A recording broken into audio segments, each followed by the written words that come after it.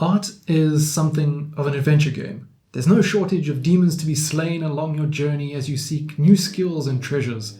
To deal with those foes swiftly and efficiently, stylishly even, you need a good weapon. And the Tourbox Elite is exactly that. There's a lot that you can do with this thing. It's now a permanent feature on my desk, and I would feel lost painting or editing videos without it. Let's jump into this review of the ultimate digital creator companion, the Tourbox Elite. Hey, Ryan here. Alright, so last year I bought myself this, the Tourbox Lite. It's a compact, solid, highly customizable shortcut controller. It's been the perfect addition to my setup, making my painting process smoother, my video editing process a bit faster. But then Tourbox reached out to me, asked if I'd be interested to review the wireless big brother, the Tourbox Elite. It's got a few more bells and whistles, and this is looking to become a permanent fixture on my desk. A trusty companion on every creative journey. But why? Why do I need something like this? How is it different from other controllers, and what am I gaining from it? Some of this is specific to the Tourbox Elite, but other points apply to Tourbox more broadly. First, the size of it. It replaces this chunky keyboard. And yes, I could pick something slimmer, smaller. In fact, I have this Logitech keyboard. It's just more satisfying though to type on this, obviously. But I digress. Chunky keyboard over here is not always practical for my setup with a drawing tablet, which can vary a lot and quite frequently. The Tourbox is a compact solution that still offers extensive functionality, but at a third of the size. Secondly, it's wireless. Now this is not mind-blowing, I don't mind cabled devices, but the cable salad going on behind my monitor over there is getting out of hand. So one fewer wire running through things is a win for me. But there's another aspect. I change my setup frequently between reviewing different devices for my channel and then software testing across them for my day job. Not needing to run another cable means I have one less thing to think about when I'm rearranging things, and I really appreciate that. Thirdly, the buttons, and now we're getting into the good stuff. A lot of other controllers have this same shape, same feel kind of thing going on. But this has variety. Just take a look at the design of this. We have 11 buttons, one of which is along the side, and then we have the scroll wheel, the dial, and the knob in the center. They feel distinctly different from one another, and they're placed more uniquely. And that's important to note because it facilitates better muscle memory. This is probably obvious to point out, but there will be zero confusion about whether I'm pressing one of these versus one of these. Different feel, different fingers engaged.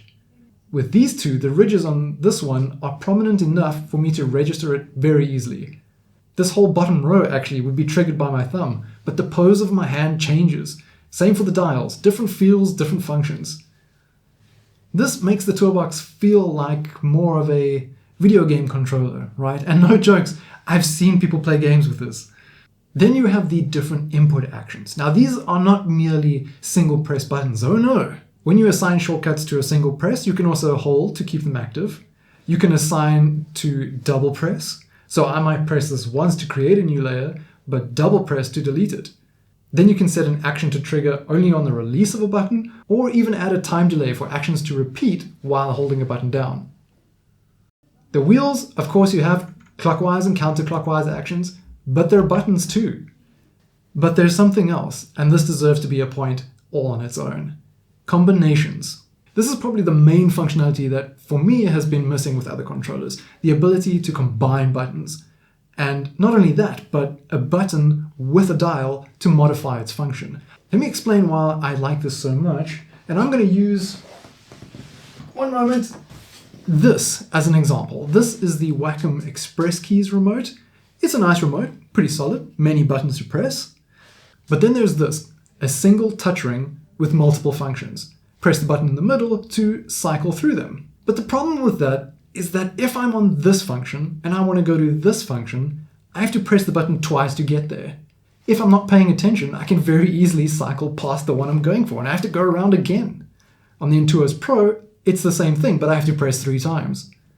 I know this seems like maybe a stupid thing to be annoyed by, and it probably is, but look at this. Here we have 3 different wheelie options right here without having to repeatedly press a button to cycle through actions. Instead, I can combine this button on the side, for example, with one of my dials and modify its function. Release and it goes back to its default. Better design, more functionality.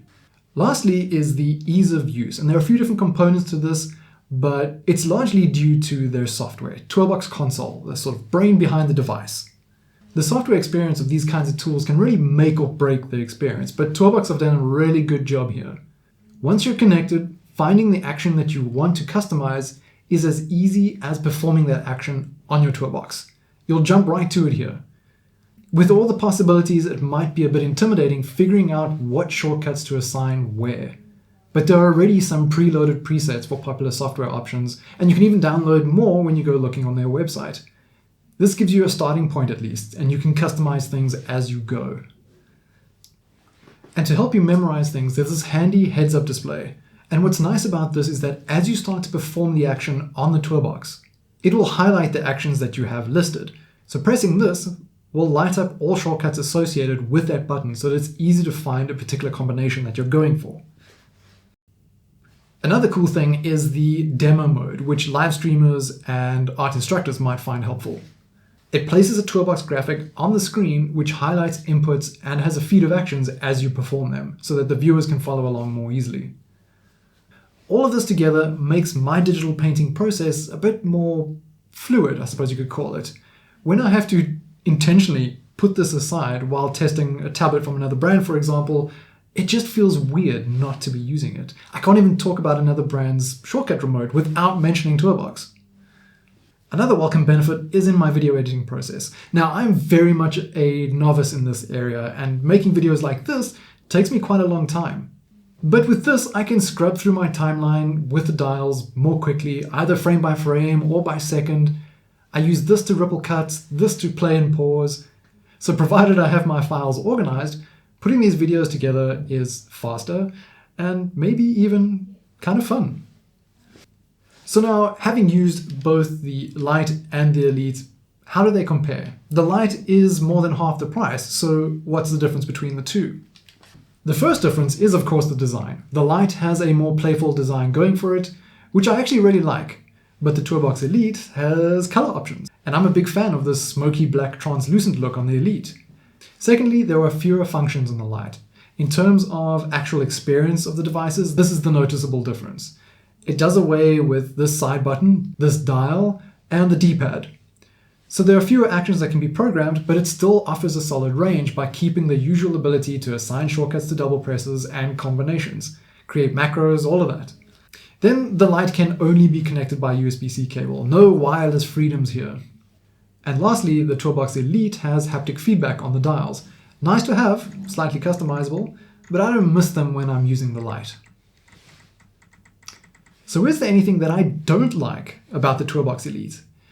And honestly, it's quite hard to find things. I have to be quite nitpicky here. So if I have to name a couple of things, one is probably I would have preferred a built-in battery rather than replaceable ones that came with it. Then when it comes to the tour menu, the customizable on-screen menu, I would like a little bit more visual customization options, for example. Like with Wacom, their on-screen menus, you have a few different layout options, you can choose different colors for different buttons. That's kind of nice.